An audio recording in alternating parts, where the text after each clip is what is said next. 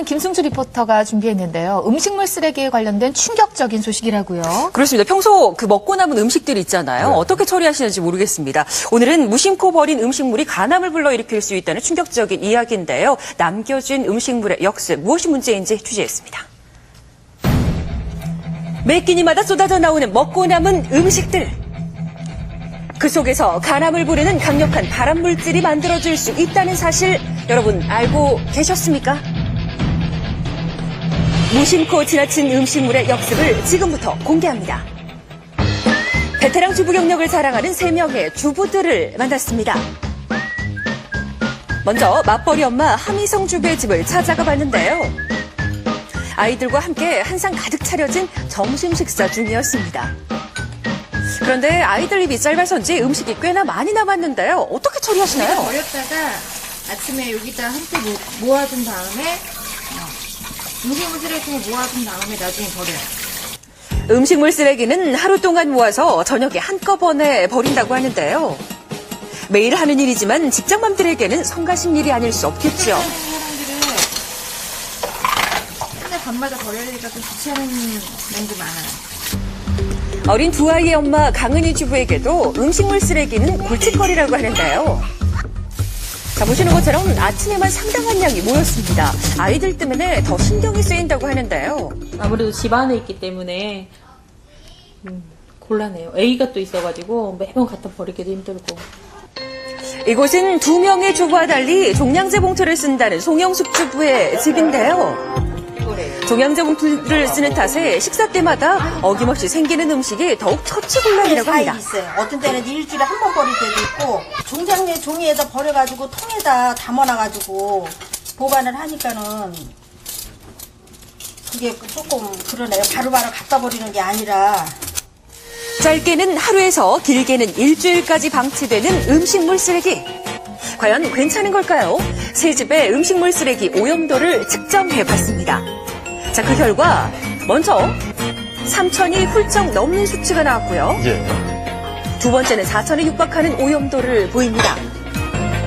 한 집에서는 무려 9,000이 넘는 수치를 보이기도 했는데요. 200인 변기, 1,800인 쓰레기통과 비교하면 어마어마하게 높은 오염도입니다. 상온에 음식물 쓰레기 1g을 방치했을 때 10시간 후면 1억 마리의 세균이, 그리고 15시간 후에는 무려 100억 마리의 세균이 발생한다고 하는데요. 하루 1kg의 음식물 쓰레기가 나온다면 얼마나 많은 세균이 생길지 상상이 되십니까? 더 큰 문제는 세균 번식과 함께 아플라톡신이라는 물질이 만들어질 수 있다는 겁니다. 아플라톡신이라는 독성이 강한 독소를 만들어내서 이로 인해서 간염이라던가 아니면 심할 경우에는 간암을 일으킬 수도 있습니다. 다양한 방법으로 이제 흡수될 수 있는데요. 호흡기로도 체내로 들어올 수 있습니다. 이 아플라톡신은 들으신 것처럼 호흡기를 통해서도 접촉이 가능하다고 하는데요. 강력한 발암물질 중 하나로 특정 곰팡이에서 만들어지는 독소입니다. 간에서 대사하면서 세포 돌연변이를 만들기 때문에 간암 위험인자로 분류돼 있다는데요. 아플라톡신이 만들어지는 이후에 보관하는 장소도 그냥 한몫한다고 바로바로 합니다. 음식물 나오면 모아가지고 버리기 쉽게 그냥 개수대에다가 모아서 버리는 편이에요. 주부들은 주로 주방에 음식물 쓰레기를 보관하고 있었는데요. 새 집 주방의 온도와 습도를 측정해봤습니다. 그 결과 주방의 습도가 거실이나 다른 공간에 비해 약 10% 높은 것을 확인할 수가 있었는데요. 주방과 비슷한 온도와 습도를 설정하고 음식물 쓰레기의 이틀간 변화를 살펴봤습니다. 자, 먼저 김밥을 확인해봤는데요. 자, 부패가 심하게 일어났지요. 한눈에 봐도 습기 변했다는 것을 알 수가 있었습니다. 노랗게 변했네요. 그렇죠. 곳곳에 또 검은 곰팡이도 있고 과일 껍질도 악취를 풍기며 상해 있었습니다. 그렇다면 주부들의 음식물 쓰레기 속에 발암물질인 아플라톡신이 정말 존재하는 것일까요? 수거한 새 집의 음식물 쓰레기를 대상으로 간이 실험을 한 결과는 충격적이었습니다. 가정에서 채취해온 시료 3가지를 실험을 했습니다. 그래서 2가지 정도는 그 CPPP 이하로 검출이 되었습니다만 그 한 개의 시료에서는 거의 CPPP에 육박할 정도의 어떤 수치가 나왔거든요. 그래서 이건 대단히 오염이 됐다고 볼 수가 있고요. 하루 정도만 그 묵힌 샘플이었기 때문에 정확하게 어떠한 것들을 알 수는 없지만 일반적으로 가정에서 보면 10ppb 이상으로 충분히 나올 수 있습니다. 일반 식품의 경우 인체 유해 기준은 10ppb. 잘못 관리하면 그 기준치를 넘을 수도 있다고 합니다. 게다가 곰팡이 독소인 아플라톡신은 피부를 통해 흡수될 수 있다고 하는데요. 여러분 음식물 쓰레기 버릴 때 그냥 맨손으로 버리는 경우 많으셨을 겁니다. 네. 귀찮아갖고 얼른 올라가서 씻으면 되지.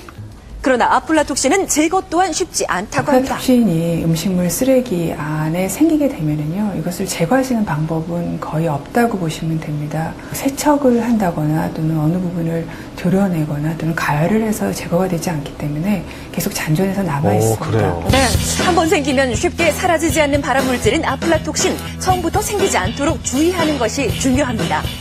자, 이렇게 한번 예방해 보십시오. 먼저 음식물 쓰레기를 버릴 때는 맨손보다는 위생장갑을 이용해서 통과 이물질을 만드는 것이 좋겠고요.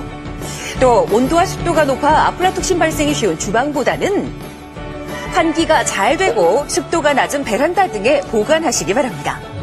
무엇보다 중요한 건 곰팡이가 생기기 전 수시로 버리는 거겠죠. 간암 발암 물질 아플라톡신에서 해방하고 싶다면 귀찮다고 방치하지 마시고 음식물 쓰레기 관리 더욱 철저히 해서 가족 건강 챙기시기 바랍니다. 예, 그동안 이 음식물 쓰레기가 지저분하다 이런 생각은 했었는데 위험하다는 생각은 안 했었거든요. 이 간암을 유발할 수 있다니까 앞으로 좀 신경 써서 자주자주 좀 갖다 버려야겠네요. 그렇습니다. 곰팡이 독소 가운데 가장 유해하다고 하는 이 아플라톡신의 경우는 탄수화물이나 지방 함량이 높은 음식에서 쉽게 발견이 된다고 하는데요. 대표적으로 뭐 쌀이나 견과류 또 옥수수 등이 있는데 아무래도 우리나라 사람들은 쌀을 주식으로 하기 때문에 이 아플라톡신으로 인한 간암 발생 위험성이 더 높다라는 이야기가 되겠습니다. 예. 최대한 음식물 쓰레기 발생을 줄이는 게 중요하겠습니다. 이 통도 깨끗이 세척하는 걸 잊지 말아야 될 것 같습니다. 그렇죠. 네. 어떻게 보셨어요? 네, 이 아플라톡신은 적은 양으로도 암을 일으키는 1급 발암물질입니다. 그래서 음식물 쓰레기가 묻은 손으로 음식을 섭취하거나 또는 이제 호흡기를 통해 이게 곰팡이가 포자 형태로 이제 호흡기로 들어올 경우에 간암을 유발할 수 있겠는데 예. 귀찮아도 음식물 쓰레기가 부패하기 전에 그때그때 버려지는 것이 가장 최선의 예방책이고요. 오늘부터 이 방송 보시고 나서 꼭 위생장갑 착용하시고 버리시기 바랍니다. 예. 예.